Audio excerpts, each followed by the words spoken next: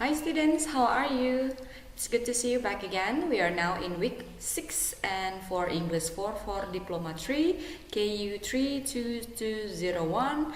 And in this week we are still talking about research proposal. And as you know, the research proposal will take around 3 weeks to discuss and for the practice of the writing. Okay, so so we are in the second week for the discussion of the research proposal. So let us check the material for this week. So as you know from the last week's material, we have discussed about the drafting of proposal, particularly in the background. Now we will talk about the continuation of the writing, which is about the research questions and then the objectives, and then we're also going to talk about the scope of the analysis of the scope of the study. However, before we go further to that discussion, we will also talk about the commonly used tenses in the proposal writing, and there are actually 3 commonly used tenses in the proposal, and we're going to look at the function of each one by one. Okay, so let's have a look at the material for this week. So the 3 commonly used tenses in the academic writing, particularly proposal writing, because we talk about the proposal writing for this week, there are 3. The first one is present tense, and then the second one is past tense, and the last one is present perfect tense. So the tenses can actually be both used in active or passive voice. I think we have discussed about this use of the pattern of active and passive voice of these three commonly used tenses in academic writing in previous classes. So you can have a look at previous notes in last semesters or in semester 1 or semester 2 about the use of active and passive voice for these 3 tenses. If you happen to forget it, you can ask me in person, or you can also Google it by yourself. Alright, so now let us have a look at the tenses one by one. So present tense, we call it simple present tense or present simple, is the most common tense in academic writing, and it is considered as the default. So the default tenses, unless there is a certain reason to choose another tense. So if you want to use, if you want to write down an article or a proposal, then the default tenses is present tense. Okay, so I think everybody knows what the present tense formula is, considering that you are now in the second year, and you have learned quite a lot of tenses as we talk about English 1, English 2, and English 3. So present tense is the simplest, I reckon, and the easiest, because you have learned about it not only from from the college, but also from I guess in high school or in junior high school. Okay, so that's the default. So if you want to start writing an academic writing, for example, proposal or article, you can start writing it in present tense for your writing. Okay, so the function of present tense is to frame a paper. So it is used to introduce in introductions to state what is already known about the topic, and in conclusion to say what is now known. Okay, so for example, the staffs currently uses the manual procedure by listing the names of the paper. So you just want to tell what is actually happening in the present time. Okay, so that's the first function. And then also the second function, to make general statements, conclusions, interpretations about finding of current or previous research. It focuses on what is known now. So what is known now? So it's not because you are discussing the findings in the past or previous research, then you kind of want to present it in the past. But because it's already known until now, then you can talk about it in the form of present tense. Okay, so to make a general statement, conclusions, and interpretation about findings of current or previous research. Okay, so those are the functions for present tense in writing of academic writing. Yeah. And the next one is to refer to findings from previous studies without mentioning the author's name. So it's quite necessary to notice when you are talking about mentioning the findings from previous studies without mentioning the author's name, then you can go with present tense. And to refer to tables or figures. So for example, table 1 presents the structural units of discussion A, for example. So you go with the present tense over there. Alright, so that's the function of present tense for the writing in proposal and also in article. Now we go to the discussion of past tense. So what is actually the function of past tense? I think everybody knows the function is to discuss something that happened in the past and it's done. It's completed in the past. So what's the function? So therefore, over here, so the first one is to report specific findings of previous study, usually with the author's name in the sentence to support a general statement. So for example, if you want to talk about previous research that has been done by this researcher, let's say for example, Togu in his paper 2017, then that clearly indicates that you want to show something that already happened in the past. So then because you already indicate the time signal, then it's clear that you need to use past tense over there. Okay, and then after that you also want to describe the methods or data from a completed experiment, so you use past tense over there, and then to report results of the current empirical study, and also if there is a time marker or time signal, then it is definite that you need to use past tense over there. Yeah, so for example, in 2014, in 2001, so it's clear that it is happening in the past. Then your job is to express these sentences in past tense. All right, so that's the function, or those are the functions of past tense in the academic writing.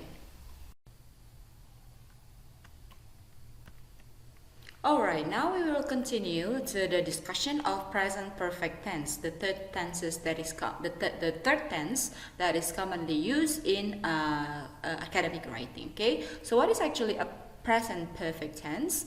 A present perfect tense is used when referring to previous research, and since it is in the present tense, because you're writing in the present tense, then that indicates that the findings are relevant to today's work. Okay, so you kind of want to say that the research that happens in the past still has relevancy to today's work. Okay, so that's the present perfect tense function in general. So the first function of a present perfect tense is first to introduce a new topic. Okay, and also you can use it to introduce a new report or paper. And then after that, the second one, you want to summarize the previous research with general subjects. So for example, researchers, so you want to talk about the researchers in general, have found or have noticed that there is a problem in the use of one algorithm in a data set, for example. Okay, so you kind of want to make a general conclusion towards what have been done previously by previous researcher. Okay, and then after that, number 3, it is to point out a gap in existing research or to make a connection between the past and in the present. So kind of like the second one, you want to talk about what happens in the past that still have connections towards the present time. Okay, so what have been found and how will you add more to the field. So for example, the researchers have discussed about this particular thing, and I'm going to and I will talk about the discussion of why, for example. Okay, so the previous one have done this, and I will add to this and that. Okay, so that's number 3. And then to describe previous findings without referring directly to the original paper, so you can also use it.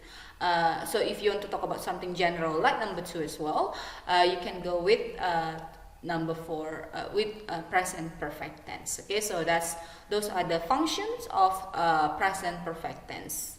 Alright, so we have discussed about these 3 tenses. So what you can do for this one, you can actually start exercising to write, start the writing exercise, discussing about the present tense in general, and then after that past tense if there's a time signal, and then present perfect tense if you want to show something that is general from the past to present, and if there is something that is relevant from the past until the present time. Okay, so those are the conclusion for present tense, past tense, and present perfect tense in the writing of in academic writing. All right. So now we will talk about the proposal writing. I know last week we have discussed about the drafting of your proposal. So for this week we're going to continue. But first of all, we're going to look at the format of the academic proposal again, based on the template that is released by ITDL Academic and Administration Unit. Okay, so we have background and the research question and their objective, scope of study, expected result, methodology, and the timeline. All right, so let's have a look again. So because we have discussed about the background, alright, so we will talk about the research question and the objective and the scope of study.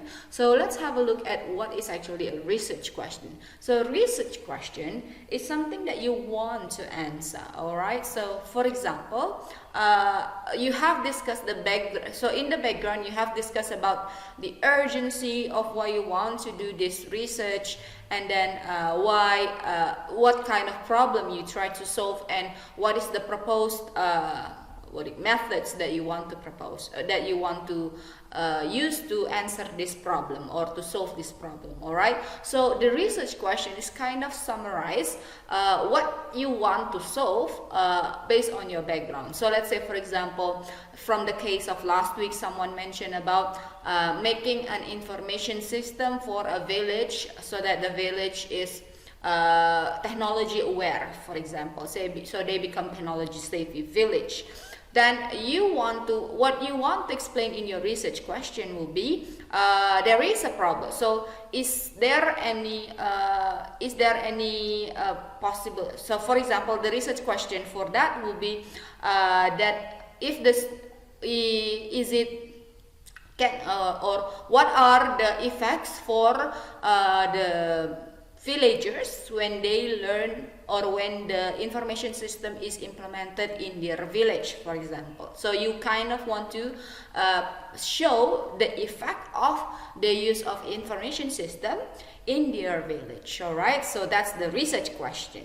And then the objective is actually to answer the research question. So if you say what are the effects, then the objective is to show the effect of the use of information system in this village, in this particular village. All right, so that is actually the research question and the objective. So yeah, so it's kind of there's a relevance between the research question and the objective. Okay, so what you put in the research question, you try to solve it in the objective. Okay, so what are the effects? Then you want to show the effects in the objective, something like that. Okay, so those are the explanation for the research question and the objective. Now we go to the scope of study. So what is actually the scope of study is how far you want to discuss this topic. So for example, you want to discuss particularly for this data set, for this kind of situation, and for this time, only for this time duration. All right, so that is actually the scope of study. Because first, why you need to have a scope of study? Because first of all, it is not possible to discuss everything in your research. Okay, even for us as a lecturer or as a researcher as well, we have limitations when we don't discuss our research. Therefore, it is necessary to have the scope of the study. Okay, so your study or your research will be focused only on a certain only by a certain element, for example, for the which is the time, or the with this data set, or with this algorithm as only. Okay, so those are the reasons why we need to have the scope of the study. All right, so I think for that one, we're going to for the expected result methodology and the timeline, we're going to discuss this in the next week's material. All right. So now, the final activity for you after you draft the background of your proposal, which is done last week, I want you to continue with the writing of the research question. If you have more than one research question, then you can write research questions. And then, of course, the objective will, if you have one research question, then you have one objective. If you have more than one questions, then you have more than one objectives. All right. So, how many no matter how many you have in the questions, research question, that should indicate the objectives that you want to write in the objective section. All right. And also you want, and I want you to discuss about the scope of the study in your research. Okay, and we will discuss this writing in our practicum session. So combine all of the background, the research question, the objective, and the scope of study for our practicum session, and we will discuss it. Okay, thank you very much, everyone. I think that's the end of my video. For next week, we will continue with the writing of the rest of the proposal elements, and then here are the references for this week's material. Thank you very much, everyone.